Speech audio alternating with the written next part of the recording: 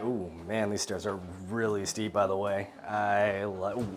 Like, damn near fell.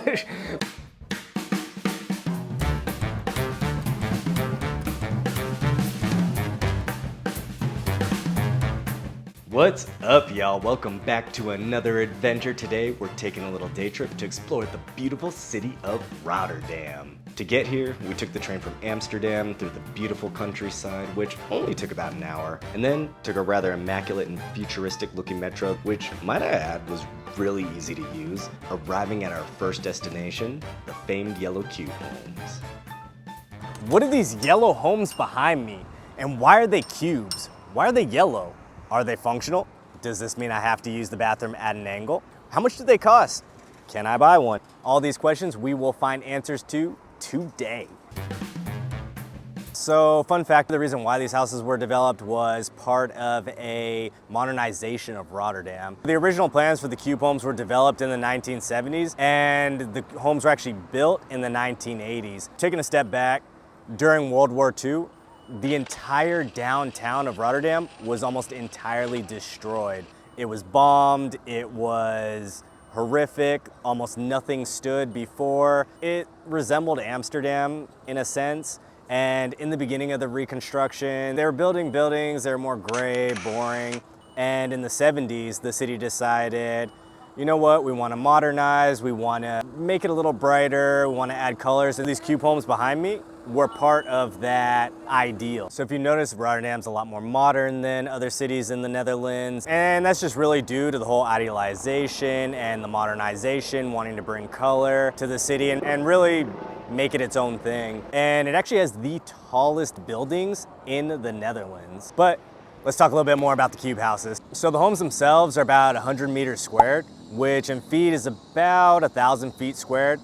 But the thing is, about 25% of the space in the home is totally unusable just due to the angles, which means there's not a whole lot of space. Another fun fact is that the architect Piet Blom, who had designed these homes, was inspired by trees. Each home is meant to be a tree, and so if we look up, we can see the kind of like the stem, so there's the pillar, and then it develops into the cube, which is kind of like the top of the tree. And all the homes together are supposed to be a forest. And so interestingly enough, there's only 38 cube homes in the world, and they're right here behind us. And so that kind of got me to thinking, how much do these cost, right? I mean, how much does it cost to have my own cube utopia? My own cube where I can gaze out every morning at all the tourists, where I could potentially slide down the walls, where I have eternal bragging rights to say, I own a cube home. Is it $1 million?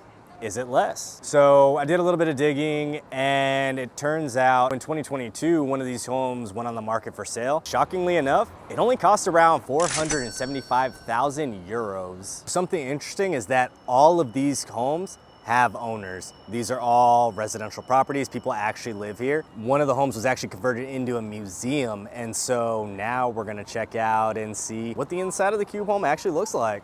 Let's go.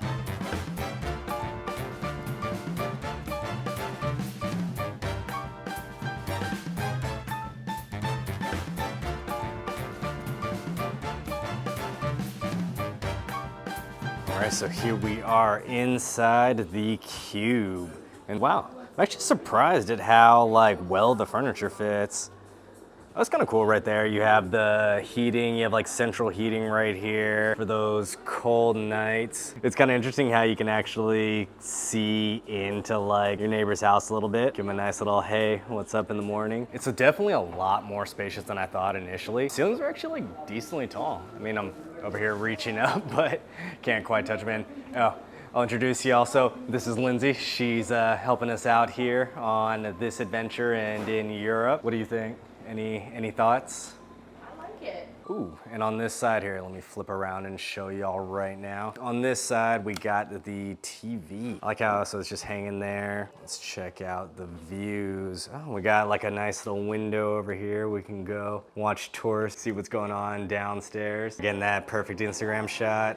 Nailed it, 100%. Okay, so we got the kitchen over here. I mean, it's not huge, but I mean, you could do everything you really need to do. You have an oven down there, you have a mini fridge, your microwave, stove. Let's check out what's in here.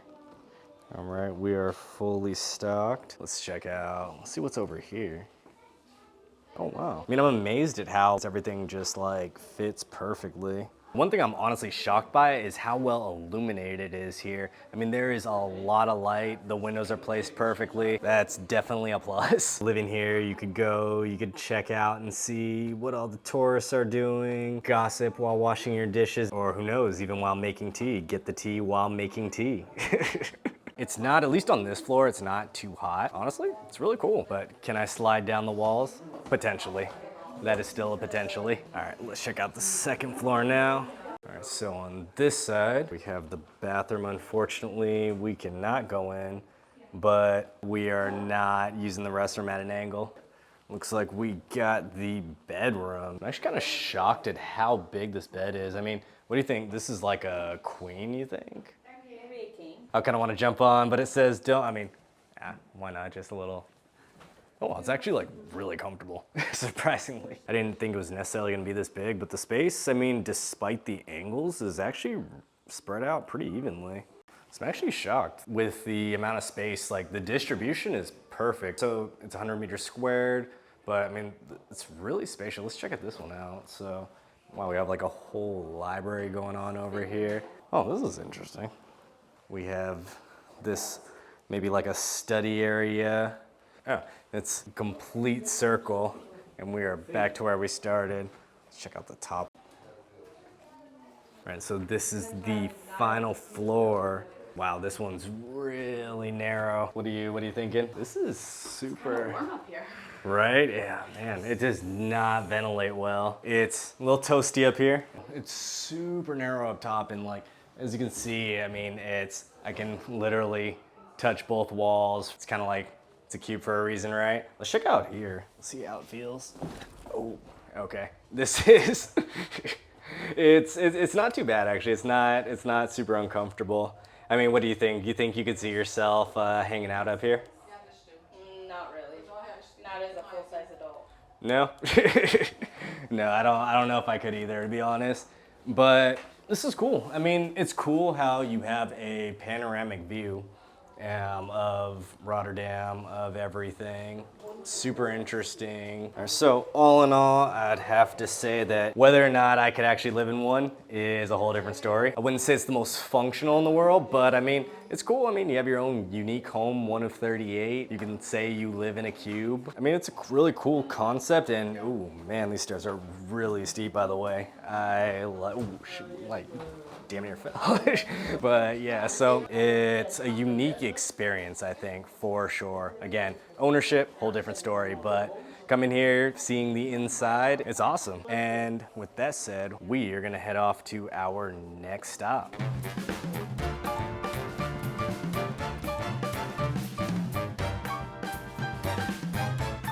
So we are now in Markt, and I'm hoping I'm pronouncing that correctly. In English, it's Market Hall. There's beautiful art. It's a cool place to go grab a bite. There's a bunch of food stands here. Another cool thing is not only is this a food court, but this is also a residential and office building. So the building's like a huge arc, and I'm wondering how that view is. If you're looking down, if you're looking to the side. Some of the way these windows are positioned, they're like way up on top, but yeah. Cool place, interesting design, nice art, and let's keep it moving. All right, so as I was filming, they gave me one of these to try. So this is the kokaki. And so what is this? This is sweetbread, cream, and chocolate. I mean, as you can imagine, very sweet. It's a nice blend. The cream is subtle. You don't really taste it as much. The bread and the chocolate go really well together. Overall, delicious. Ooh, and one quick thing to note, this actually isn't a traditional dessert here in the Netherlands, but nonetheless, it is delicious.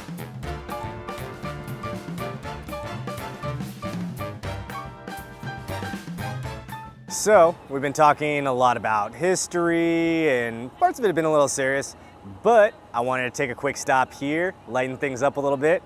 And so behind me, and I promise you, I did not make this name up. Behind me, we have the butt plug gnome.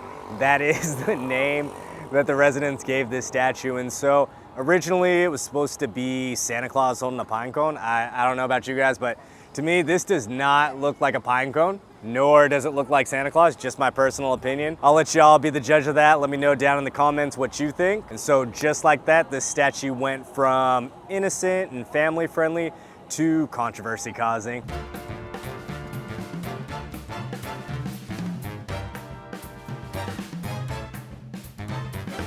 This dog right here has an interesting story. Apparently it was a favorite of the university, but it also became a target for the rival university. And what did that rival university do, you might be asking? They stole the dog apparently 3 times. Thankfully, it was always returned. And at some time and some point, this poo was added. Maybe it was a time period where people didn't clean up after their dogs. Maybe it was a joke, but simulating just like real poo, if you step on it, well, it doesn't smudge, but it does move. Maybe it was meant to make it realistic. Maybe it completes the picture. We may never know. So this begs the ultimate question. What's up with Rotterdam putting gnomes with butt plugs, dogs with poop on their streets? This could be part of the modernization, part of wanting to be different. It could just be that a lot of these artists have a dark sense of humor. At the end of the day, we might not have answers, but they're here.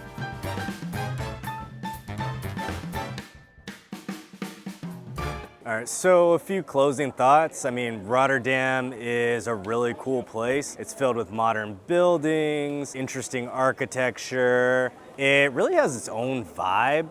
It's very different from Amsterdam. So if you're in Amsterdam and you want to get out of the city for a little bit, I think Rotterdam's definitely worth checking out. And on that note, that concludes our adventure for today. I hope y'all enjoyed. I hope you learned something new. If you have any recommendations here in Europe or really anywhere, please, please, please leave them down in the comments. Don't forget to subscribe. Until our next adventure, peace out, y'all.